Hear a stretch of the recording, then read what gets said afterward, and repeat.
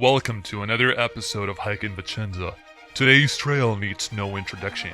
The 52-tunnel road, also known as Road of the First Army, is a military mule road built during World War I on the Pasubio Massif in Veneto, Italy. The road winds between Bocchetta and Campiglia at 3,990 feet and the Porte del Pasubio at 6,345 feet, crossing the southern slope of the mountain with its spires, deep canyons, and sheer rock faces outside of the range of austro-hungarian artillery.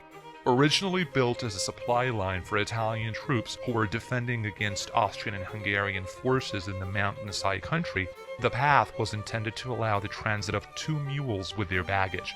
Italy's 5th Engineering Regiment carved out the trail in less than a year, no small feat given the technology of the time.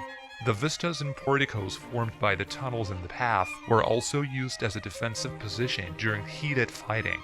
Once the trail was completed, it stretched over 4 miles of terrain, over 1.5 miles of which is contained within the various tunnels. Each of the passages was given its own appellation by the builders, and a number of them had decorative arches built over the entrances. One of the most striking tunnels along the way is number 20, which is carved into a stone tower in a corkscrew. Today, the road is open to visitors and can be hiked from start to finish, although it is not for the faint of heart. The tunnels are unlit, and flashlights are required.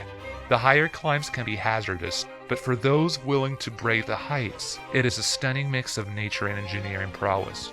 Once you have reached Rifugio Papa, you can take the Strada degli Scarubbi, which will lead you through the Valcamusara, and then back down to the parking lot in Bocchetta Campiglia via a number of possible, though optional, shortcuts. The whole hike lasts approximately 5 hours.